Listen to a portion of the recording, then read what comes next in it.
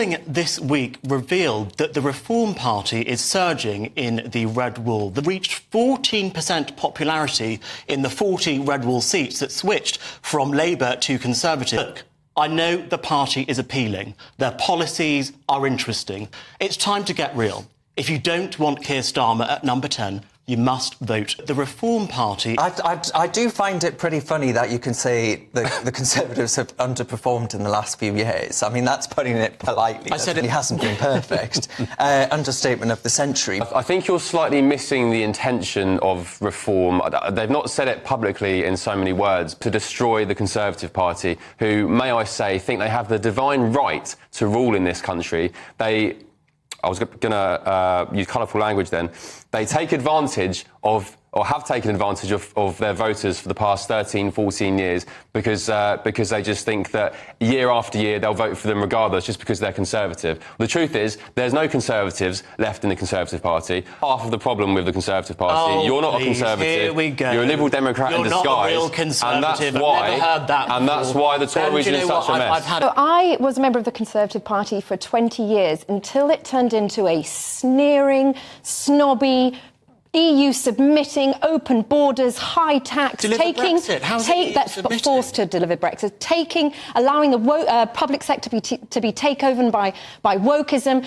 I am not rewarding failure. And in fact, anyone that does keep rewarding failure cannot complain if the next Conservative government comes in. They absolutely con the British people with crumbs of slightly conservative policies to go back on 99% of them once on power. They do not own your vote. The arrogance. I believe in democratic choice, and what the Tories want to do, not persuade people with their own arguments. They want to threaten and scare people. Oh, vote for us or Labour will get in. The Tories are a version of Labour. There's very little difference between the two of them. Any disease, and I believe Westminster is sick. I believe the main parties are sick. Cure sometimes tastes a bit nasty. Medicine can be unpleasant, but you will be cured at the end of it. We need to reset politics and put British people and British interests first, which none of the main parties do, and Reform UK does. Cake Farage, just trying to get another bit of attention. Your party doesn't even know what a woman is, Ben. It's the biggest joke in the country, Labour. And you're going to help them. Why? So make your argument, Albie. The Tories need to make their argument. I have made the argument. They just taxes cut,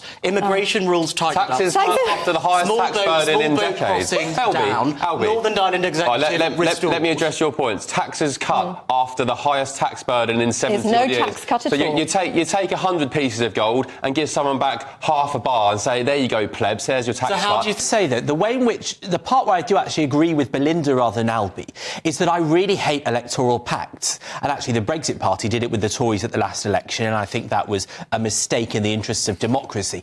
Voters have a right to have the full selection of choice, and it's not good enough to say that Reform is just letting Labour in. The fact is people can vote for any of those parties, and they should be allowed to in all 650 seats. Yeah, Conservatives are letting Labour in. They've given them the keys. They're defeatist, and they've given up on the British people. Once the Conservatives are finished, all the MPs can run back and rejoin the Lib Dems where they belong. Exactly. And dare I say, I think maybe we're all making the case for a bit of electoral reform in this country. People do have a genuine choice at the ballot box. Yeah, and if we cut taxes and cut the blob and stop spending money on stupid diversity, inclusion, rubbish, no, it will grow. We have a plan for growth. No, we have a plan for growth, and you don't. The Tories don't. But I'm going to have to cut something here.